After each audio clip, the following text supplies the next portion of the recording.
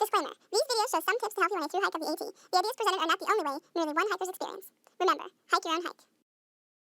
Take 27! Well, hello there, ladies and gentlemen, and welcome back to Tips from the Trail.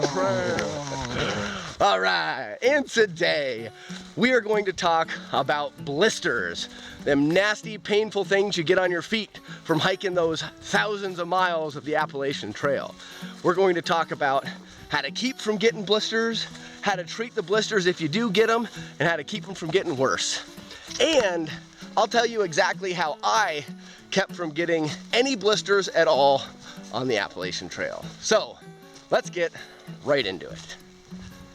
All right, guys, first off, I'm going to tell you exactly what everybody says, and that is you need to have a good fitting hiking shoe, hiking boot, whatever works for you.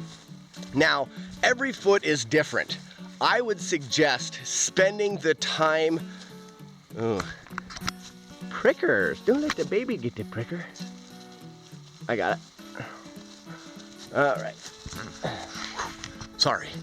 I would suggest spending the time and energy to get a shoe that works for you or a boot that works for you. Whether you have to go to a outfitter and actually get sized, try different sizes, different combinations of different brands. I mean, spend the time. If you don't want to worry about, I'm under it. This trail needs maintained. If you don't want to worry about having blisters, proper fitting shoes are going to solve a lot of your troubles. Now that we got the obvious out of the way, a pair of shoes that fit you well, let's just talk about blisters. You know, how do you get blisters? It's from constant rubbing. If your shoes don't fit tightly enough, if you don't tighten your laces down well, and your shoe can move independently of your foot, it's gonna rub every step of the way. Now, a lot of people, when they test their shoes out, they put them on and they walk on flat ground and they say, oh, these fit pretty good. My suggestion, when you're trying them on, try to walk up a grade and down a grade. Whether you have to go into the store, maybe they have stairs that you can try them on. Or when you try them on, take steps and try to slam your feet into the front of your shoes and see if you can get your toe to get into the front of the shoe, or if you can get your foot to move.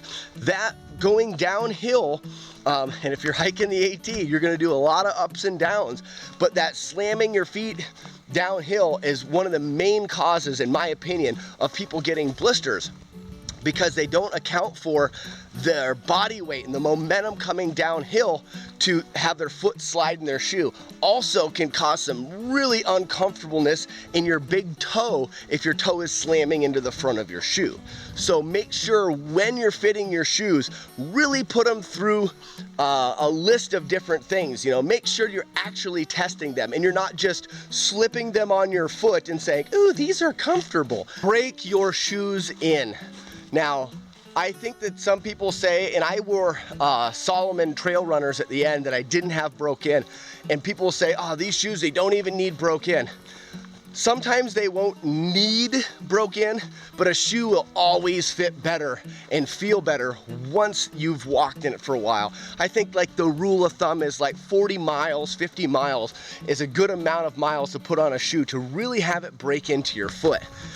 We bought our shoes before getting on the trail. We bought 3 pair each. Ooh, garbage. We brought 3 pair of shoes each, and we did break some of those shoes in. I broke 2 of the pairs of shoes that I wore in before leaving on the trail. I think that will really help keeping yourself from getting blisters. Here's a good one, and you'll see a lot of people wearing them now, and that's gaiters. You can get pretty inexpensive, lightweight gaiters. They don't need to be waterproof. They don't need to go up to your knee or, you know, under your boot. Dirty girl gaiters are what we used on the trail. The main thing you're wanting to keep is those little pebbles and small things from being able to work their way down into your shoe. A little pebble in a shoe that fits well is going to be rubbing and making a blister in your foot. A pebble can wear a hole in your foot in just a few miles. Let's talk socks. Socks are in my opinion, a really crucial part of the system to keeping yourself blister free.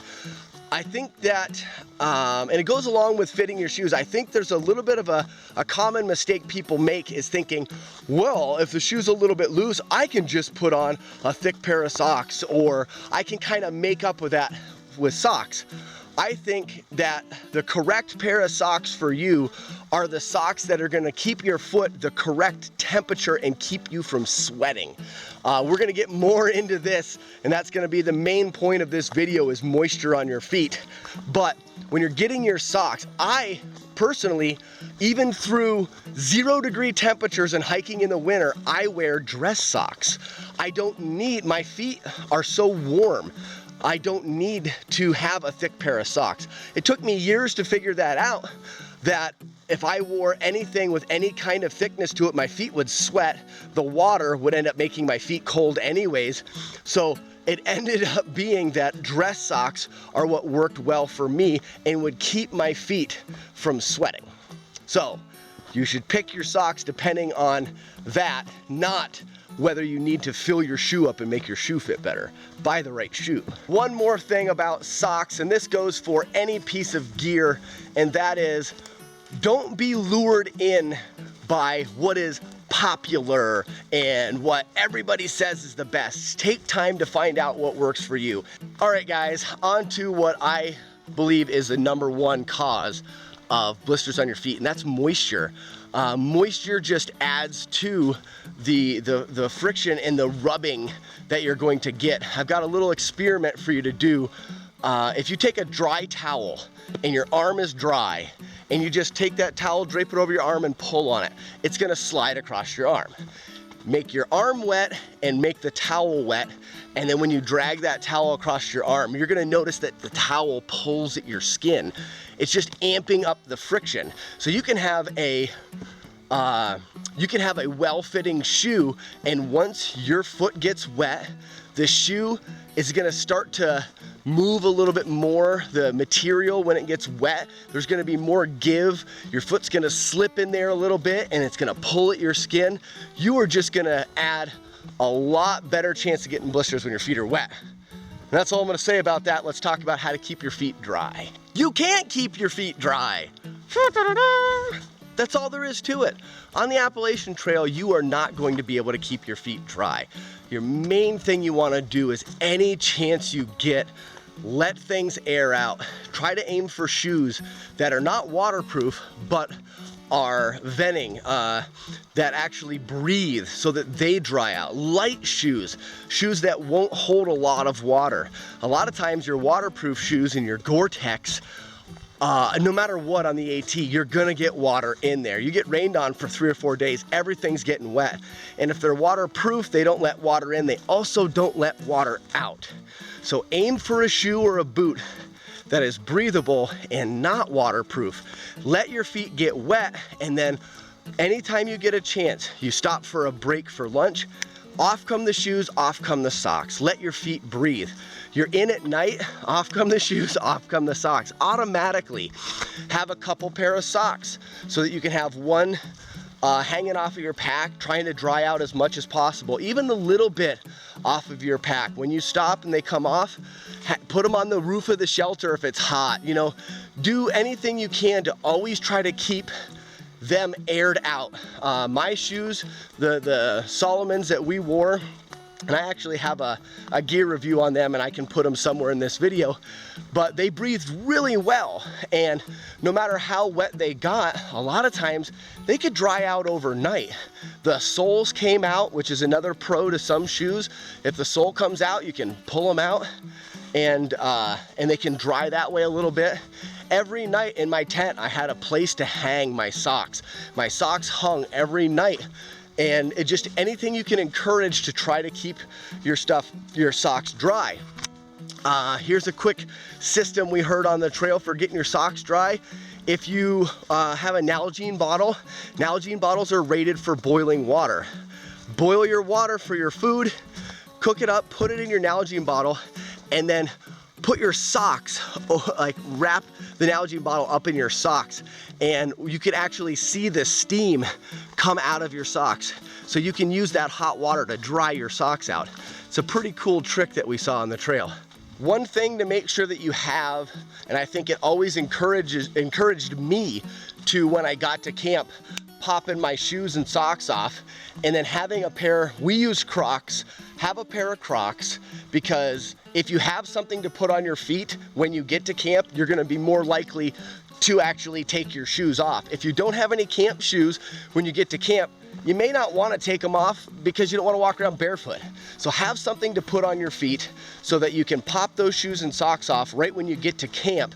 And I liked Crocs because they were very breathable. I don't suggest flip-flops because they're when you're walking through the woods and there's sticks and stuff like that, something that actually holds onto your foot like a Croc, I think, is a little bit better. Moving on, I think I've beat that wet feet concept into the ground. You guys get the idea. Try to keep your feet as dry as you can, but most likely you're not gonna be, I feel like I was very, very lucky on the trail to not get any blisters. I know some of my ideas probably help, but it also, you know, kind of just a little lucky. So most likely you're going to get blisters on the trail. So let's cover some of the things you can do to help them from getting too bad, keep them from getting worse, which is the same thing, and also how to like treat them and wrap them. And at the end of the video, I'm gonna go over a couple different ways of taping your feet and such. But first off, if you feel a blister coming on, do not push it.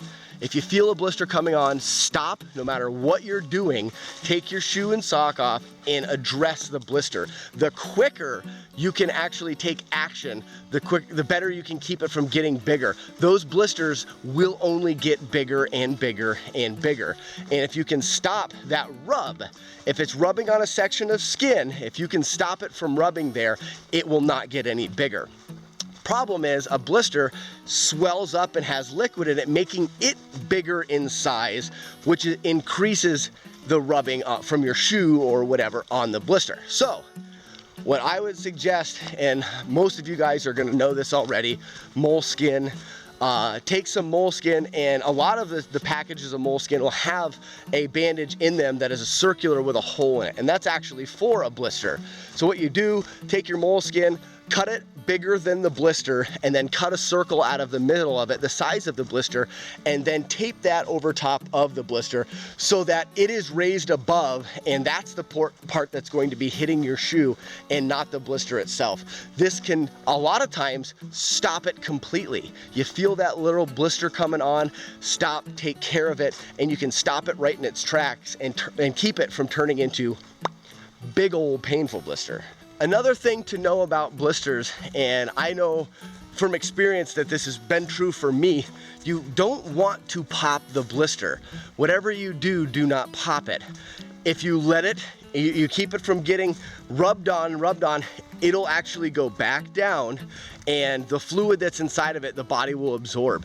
You don't want to pop it, and that is like the most common mistake people do, is they end up popping the blisters, and it exposes like very sore and like new skin, and it becomes even more painful. So whatever you do, do not pop the blister. But what if it pops? Good question, honey. If your blister does pop, it is very important for you to clean it. We on the trail, I think there was at least 2 cases of infected blisters, leading to people going to the hospital. Your feet are a disgusting, messy thing on the trail, especially from the bacteria from the ground and the water that you're slopping through, and mud getting into your shoes and onto your socks. You're not showering regularly. Your feet are a great ground for bacteria and stuff. If you have a blister that pops, it is crucial that you do clean it, whether it be just an alcohol pad or, something to clean the blister out and then cover it up. You always want to keep any blister that's been popped covered up to keep it from being infected. My beautiful wife just made a good point. If you don't have any iodine or any alcohol pads or anything like that, you still should take the time to rinse your foot in the blister off. If you got a filter, go ahead and filter the water and do it. Best case scenario, take the time, filter, boil it even, to actually make sure your water is good and clean, and rinse it thoroughly before putting your bandage back on. Now, that's pretty crucial, because if you think about a blister and how painful they are, you add infection to that, and it's gonna just exponentially get more and more painful until potentially you're off the trail. Well, there you have it, ladies and gentlemen. That's what we know about blisters on the Appalachian Trail. And remember, guys, a blister can end your hike. So if it feels like it's getting worse and worse, get yourself to a hospital and get some antibiotics, because the last thing you need is to have a blister end your through hike. But I hope so very much that this video has been helpful, and stay tuned for more tips from the trail, because if they worked for us, they may work for you. Bye-bye.